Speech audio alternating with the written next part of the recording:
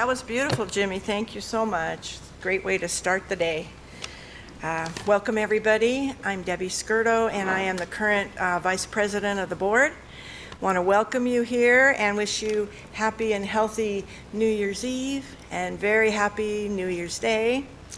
I'm going to give you some of the announcements. This Tuesday, the 2nd, Taco Tuesday will be held at 7 p.m. on Zoom. Just come and visit and join in the conversation.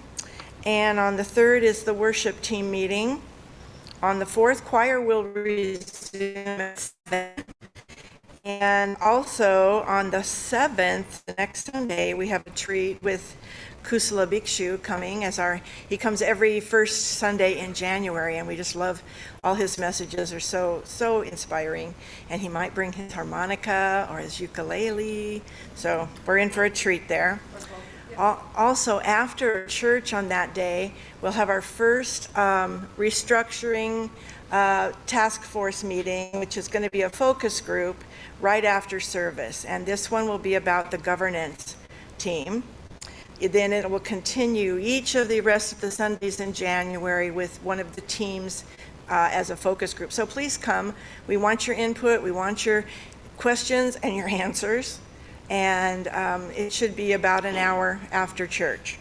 The 16th, Tuesday the 16th, the Board of Trustees will have their meeting at 6:30. And let us know if you want to be part of that. Just let David know.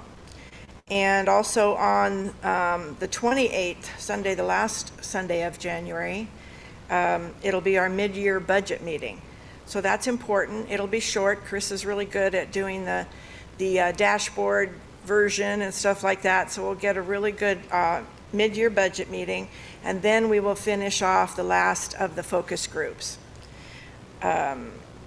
Yes. And also very important to know that starting on Tuesday of this week through Thursday, Reverend Maggie and George will get a long-awaited vacation in Monterey. So they won't be here, and they will ask you to call Catherine Rowley or Reverend Ellen if you need a pastoral care of any kind. And now I have the pleasure of introducing Reverend Maggie Yenoki.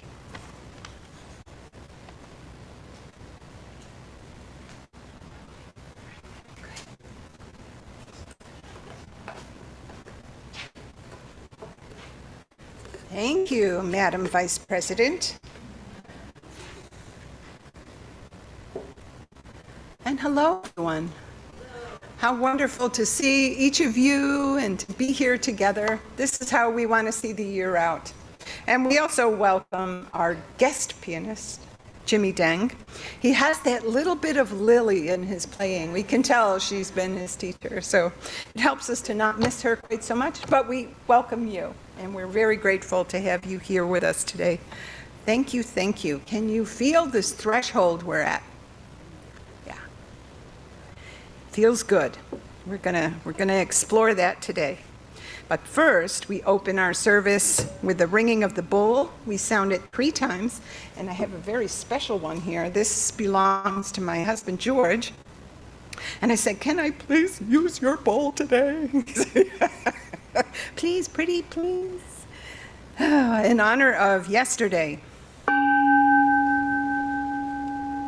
our beloved ancestors, the founders of this congregation, and the indigenous peoples who first called this land home. We ring it to celebrate today. We welcome those gathered here, those joining us online, our staff, our visitors, our friends, our sustaining members, and our partnership congregation in the Philippines, all who walk with us on this spiritual journey that we share. And as we await tomorrow, we ring the bowl for our journey ahead and for all who will choose to join us. May they find warm welcome and safe belonging here among us, and make this beloved community their spiritual home in the days ahead. I invite you to stand as you're comfortable, and we will sing together our opening song, We Give Thanks. What? I forgot the lyrics to the opening song. Oh, we don't have lyrics, so if anyone has a teal hymnal or knows the song, look at Juliana. Do you want to come up and help me lead it? I don't know this. Oh, never mind. We will do our best. Jimmy will lead us. Sorry. It's quite all right. It's okay. Things happen. Otherwise, I would. If that's the worst that happens today, It's great, Lou. it's number 1010.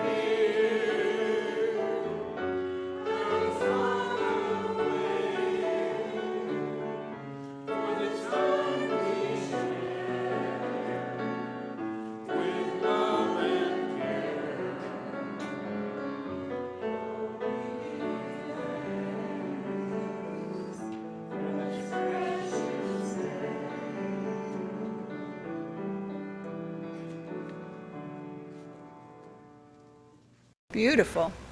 Make yourselves comfortable. I'd like to invite Carissa and Donovan up to light our chalices. Or did we decide chali is the word for more than one chalice? Yeah. Donovan, you want to do the children's chalice today? Yeah. You know how to do it, right, bud? Yeah. The button on the bottom? Okay. There you go. Good job. Thank you very much. On the bottom. Yes, thank you very much. Thank you. Our chalice lighting words today come from UU minister Katie Gelfand. She titles this, "The End is the Beginning." We call forth the life of our faith each time we ignite the chalice. This spark of new beginnings invites us into a sacred space to reflect on where we have been and where we are going. For we know within our brave hearts that as we mark this year's end, and from any of the endings in our lives, we are sent forth each time to make a new beginning. Let's sing together our anthem, Spirit of Life. Please stand as you're comfortable.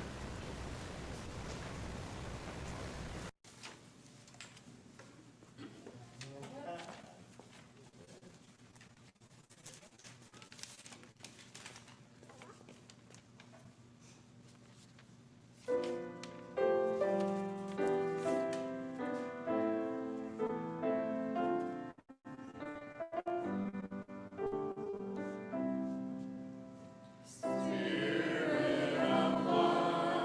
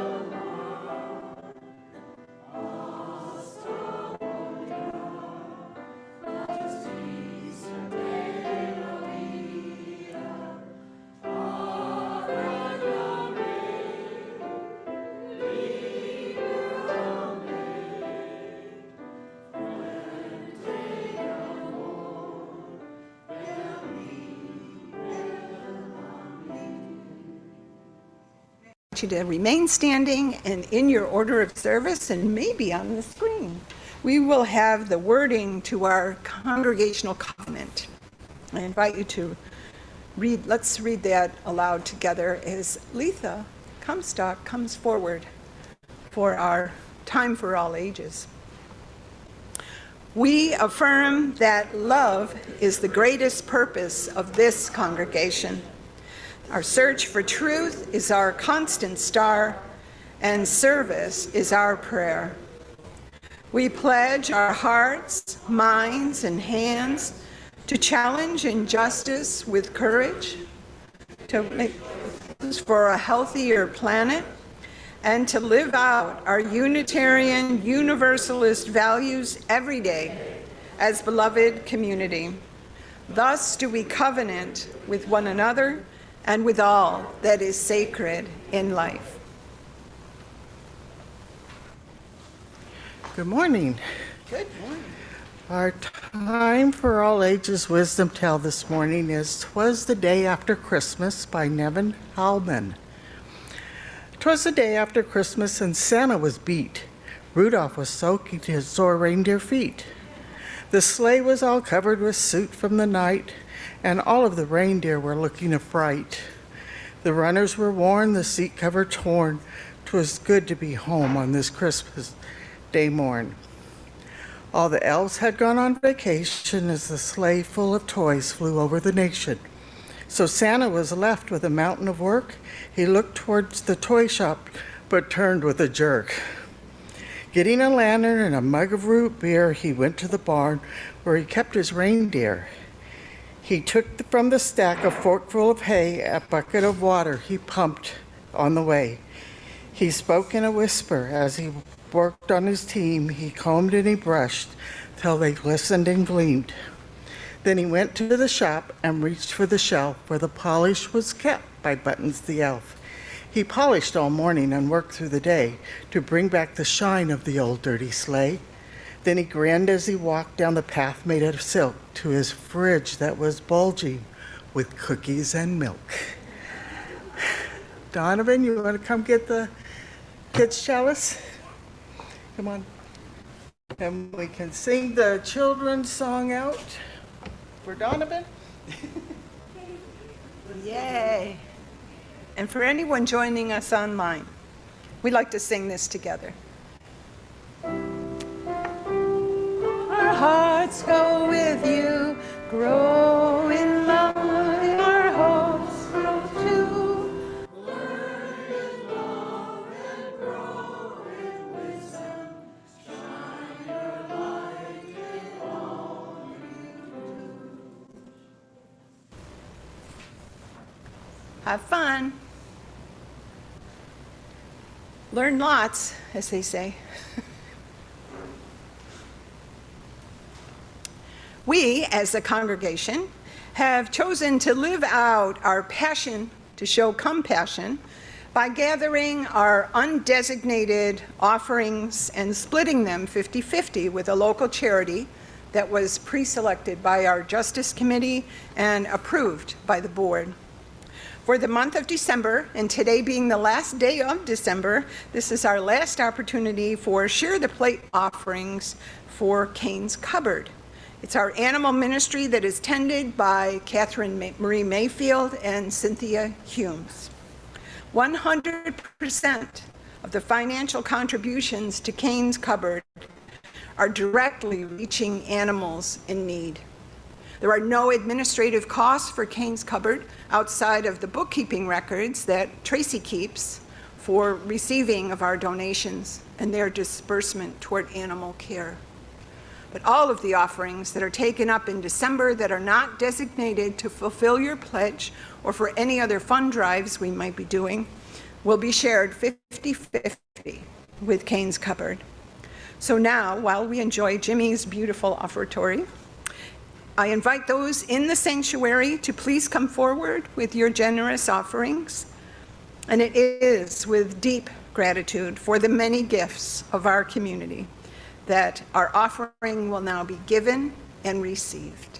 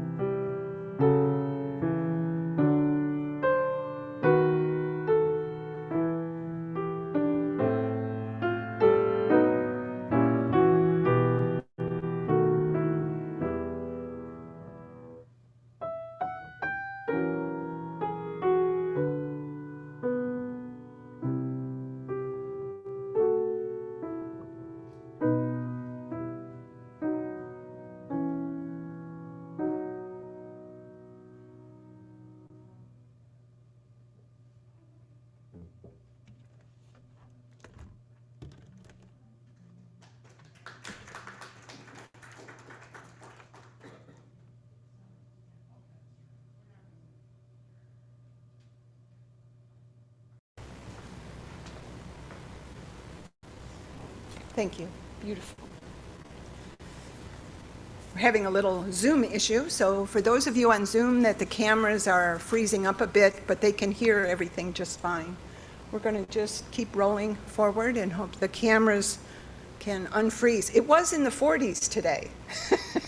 Southern California doesn't like 40s, so maybe that's what's wrong with the cameras. Yeah, it was cold.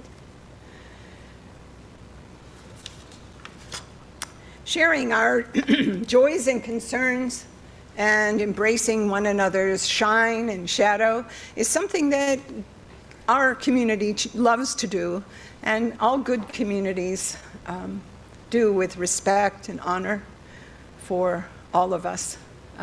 There are those that we hold within our hearts and we don't speak of, and we do honor those at this time as well. But I have some that were written out to be specifically shared, and one of them is written out by Reverend Ellen, and it's about George and I. And it says, happy 10th anniversary to Reverend Maggie and George. That's why we're going to Monterey. So, yeah, thank you. Thank you. I can't wait to just sit by the ocean for a little while, and I hope it's calmed down a little bit over the last couple days. Yeah, it's been pretty scary. Boy, climate change is not to be messed with. Yeah, I have friends with a home in Cayucas that their whole stairway and deck was just ripped off. And they have a pier, probably from the Ventura Pier that fell apart, but it's about this big around, and it's just laying on the sand right at the bottom of their stairs to the beach. It's can't imagine the force that did that, that moved that. It's powerful. Another joy comes from Jimmy Grissom. And this made me laugh. He says, let everyone know that I'm enjoying my new work program. So Jimmy goes to somewhere in Montclair, down by the freeway, down by the 10 freeway, I think. And they go on day trips and have experiences. And Jimmy went to see airplanes taking off. So he's going to go for a ride in an airplane. So yay, Jimmy, I'm so happy for you. Just don't let them make you co-pilot, okay? Please? We want you okay. We have two concerns that I invite you to hold gently. This one's from Alan. Alan says that his eldest son is spending some time in the desert of Qatar and will be heading home on February 6th. They're both down with the children right now. So he didn't leave his son's name, but he's in the military, and he's in Qatar right now. Not that far from where Lily is, probably, right? This one's from Letha. She says, my eldest grandson, Elijah, is aboard a ship in the Red Sea. He is a U.S. Marine and was sent just after the start of the Palestinian situation. So, yeah. Elijah. I was asked by a friend of mine who is a Jungian psychotherapist, excellent, and a Unitarian Universalist, I might add. She had some clients who were new to therapy and they were having trouble getting to that sanctuary place in their meditation. Because will you just write out a description of your sanctuary? So I wrote this, and I thought I might share it with you, that you could come on this journey as well. And it's in first person, so rather than the I being me, let the I be you. When I'm able, and often when it feels I'm totally unable, I step outside of the noise and clutter of my life and enter that holy ground, the sacred space of my heart that I know as my sanctuary. Getting there can be a challenge. Sometimes I try to create the image that I'm familiar with and just drop in, but it's not real. It feels like an illustration or a movie set. So I shake myself and find I'm outside of the secret garden again, maybe on some sharp coastal rocks, or standing on a New York City street corner with so many distractions and so much noise. So I go slower, and I start with a deep breath. Not too deep or with any kind of prescribed depth, but just deeper than I normally breathe. It's a conscious breath, while my other regular breaths are my soul breathing me. I let my eyes float closed, and I feel my way through tall grass. It sometimes seems darker there, like twilight. I keep walking toward what I recognize as the sound of the waves on the coast of California. My vision brightens as I see the blue sky and the grass so green that it seems like New York grass. And it smells like the grass I remember as a child. I walk across the grass toward a bench that I know well.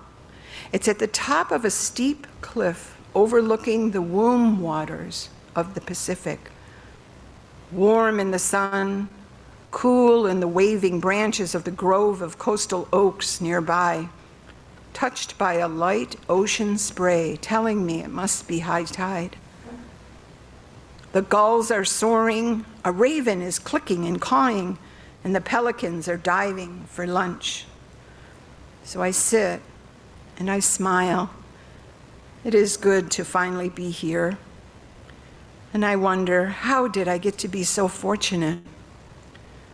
I close my eyes and soak it in. And then I hear footsteps approaching.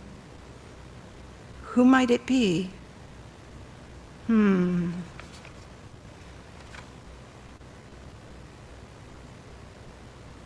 visited by a very special guide who hands me an envelope with a prayer inside. It's written by a UU minister, Reverend Beth Monholland. I open it and I read, "In this new year, may we leave behind the albatrosses of unfulfilled resolutions, of unrealized dreams and unrealistic expectations. May we unpack the heaviness and the weight of stories that tell us that we're unworthy or unlovable. May we remember that we each carry the spirit of life, that spirit of the divine inside of us. In this new year, may we also carry kindness, gentleness, and hope. Hope that holds us through even the hardest days and the most daunting risks. May we carry the weight of memory that reminds us who we are, and the weight of spirit that reminds us who we are becoming. May we carry the seed of knowledge that teaches us that improvement and growth are not linear, yet very individualistic. They're cyclical, it's very different, cyclical and communal. May we carry the wisdom to seek rest and connection and to lean into mutual care. May we carry a certainty that when we have patterns of thinking and behaving that harm ourselves or others, we can seek resources that will help us to move toward healing. May we carry the knowledge that happiness and success take many shapes, and one of those shapes is purpose. May we carry purpose lightly, trusting that it changes and evolves and surprises us. May we carry curiosity, wonder, and the ability to be surprised. And this year, may we carry space for all of our flaws and all of our longings and all of our love, remembering that the truly daring adventure of life is not to be good, better, best, but to show up as ourselves, whole, genuine, authentic, and loving.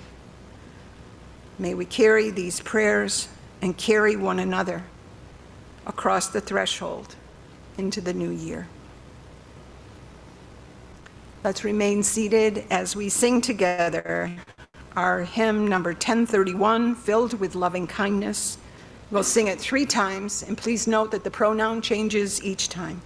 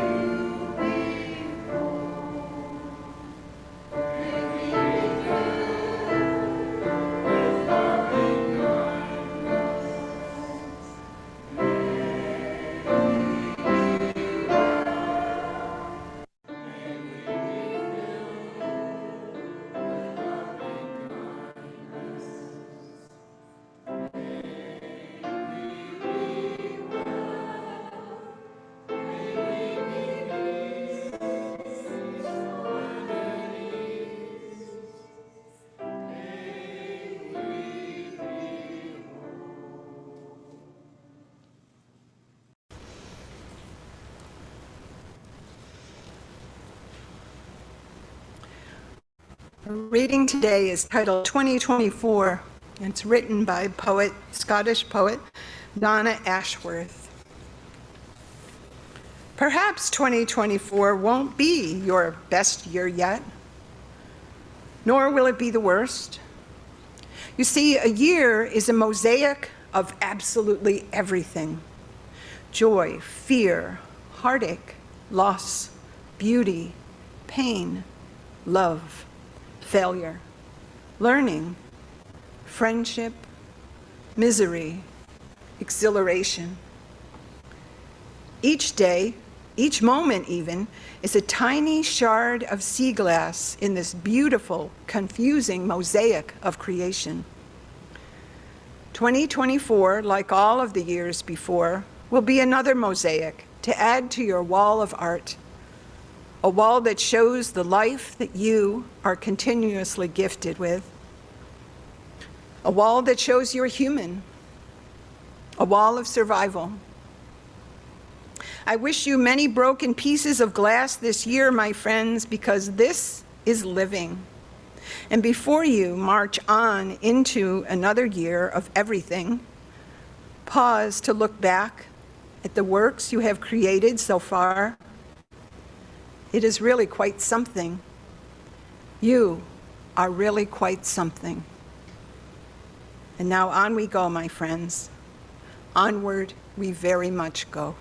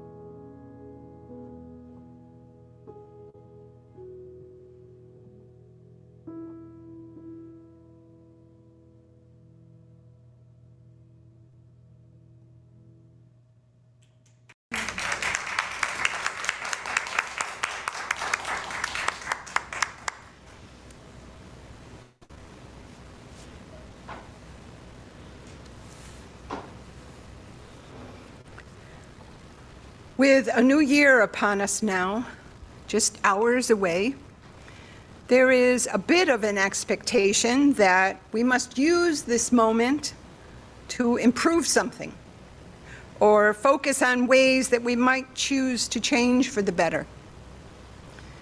That's a respectable vision for anyone who's on a spiritual path of growth and service.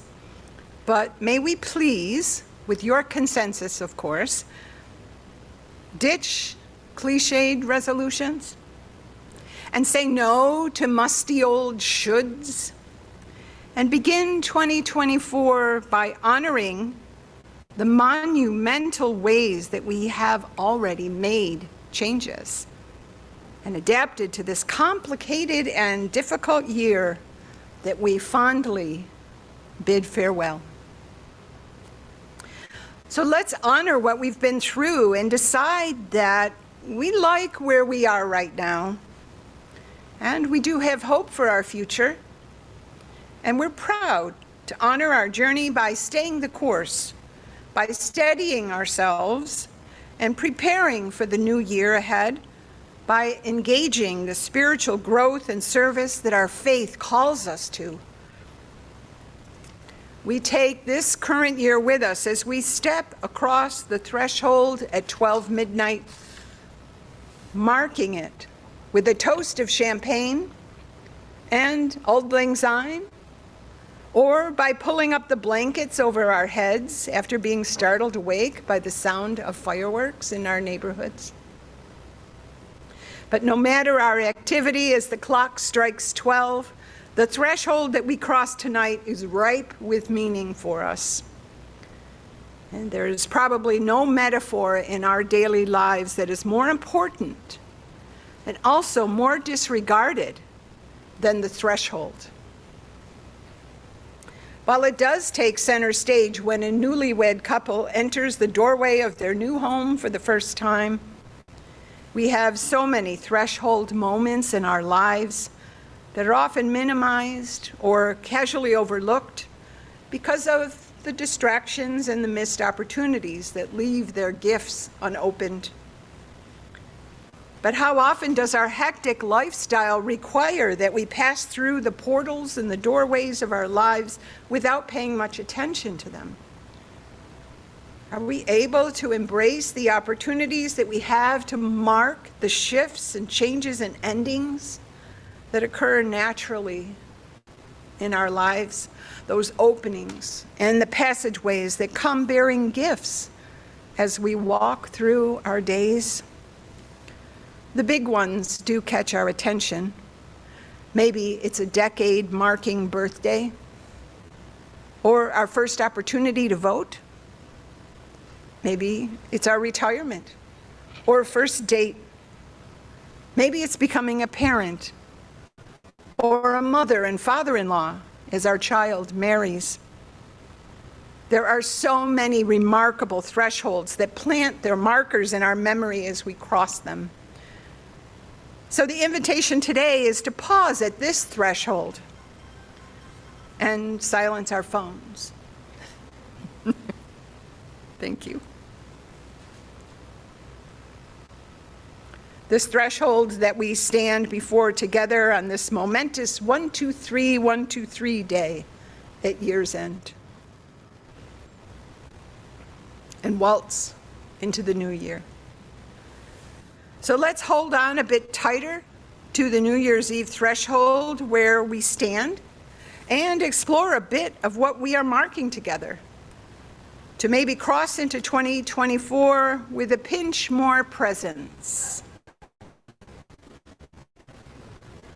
And we understand that the more intentionally we mine our days for truth and meaning, as our fourth principle calls us to do, we cross with a deeper intent that makes us more attuned to find the richness within every one of the thresholds in our lives.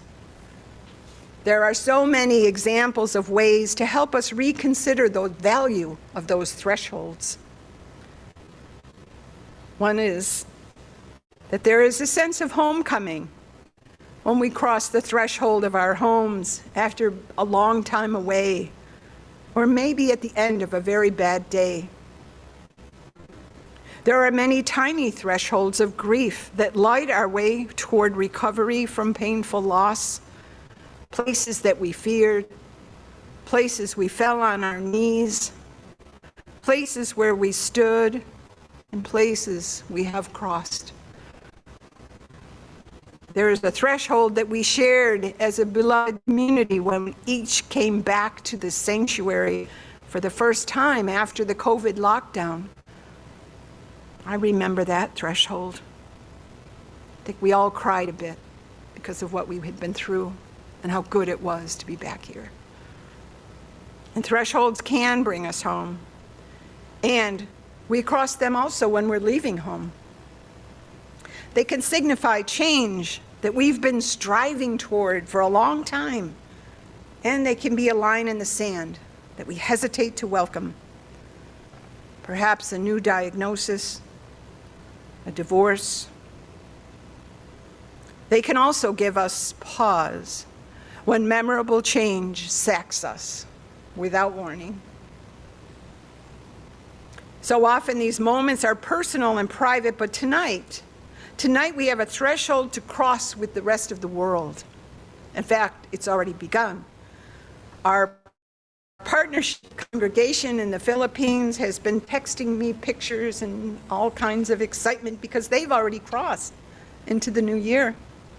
They welcomed 2024 at 8 o'clock Pacific time this morning. 16 hours before we will. But it'll come to us in due time, as they say. But let's not hop over it too quickly. Let's make certain that we've buttoned up this year a bit before hopping into the new one. Let's take some time to just stand here at this threshold at the close of 2023 for a moment and look back at what the last year has offered us, both the joys and the sorrows, the shine and the shadow. This past year leaves a legacy of being a powerful momentum for both challenge and change. And all the signs point to the probability that powerful change is the new normal, and it will continue rolling toward us in 2024. And it may increase, carrying us into even more of our greater potential. And isn't that the best outcome that we could strive for? Some of that greater potential began to reveal itself in many of us in this past year as we stepped up and stepped in to serve in the spaces where we were needed. There are spaces here for all of us to live into our community by bringing ourselves as gifts to offer and by finding our place of belonging here, because your presence makes us whole, and we need every one of us in order to grow stronger. 2023 has been a year of growth through difficulty, as many of us worked very hard, insisting that good come from the things that we endured. It has been a year. But it's been a year that we may not have digested and metabolized quite enough yet. But we can sense that in many very real ways, we're still being nourished by it for all that it held and all that it called us to. We have all grown in many, many ways. It's been a year that required our strength and revealed our strength. It's been a year that we went through hard things, things that we never expected would be asked of us.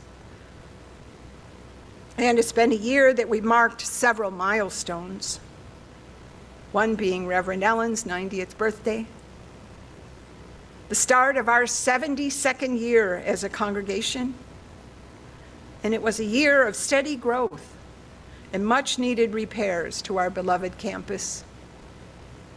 It's been a year that we can't go back and change or engage with any differently once the clock strikes 12 and just a little more than 12 hours. Yeah, a little more. 12 hours and 40 minutes. But we can pause right now, together, and let it hold us for these last few hours. Because we still stand on this side of the threshold, and we can let it celebrate with us for the joys that it held and the joys that will stay in our hearts. We stand on this side of the threshold, and we can let it tell us how we might best hold all the traumas that came, that broke our hearts. And we stand on this side of the year and grieve well for those heartbreaks and losses that we will take with us over the threshold at year's end. And when we cross knowing that the way of first importance is the heart-centeredness that we see in ourselves and in one another. We dig into that safe place, that container where we know we can best hold all of the elements of the fading year, its thrills and its traumas, and community. If there is one takeaway from 2023 that we can hold high, and I think that the longer we look for them, the more we'll find, it is our deepening awareness that we cannot cross this year's end or any other without acknowledging how much we need one another. This community is our favorite spot for the growth and service that we're each called to bring to one another's life in this year and in the next, and for many, many years to come. Our time at this threshold has prepared us to cross into the new year with locked arms and wide open expectations. And as we prepare to set the course for our best outcome in the year ahead, I am so glad to have your company on both sides of this threshold. May it be so. Amen, and blessed be. I invite you to stand as we sing one of our favorite sending songs, Touch the Earth, Reach the Sky. We're going to sing all 5 verses. Stand as you're comfortable.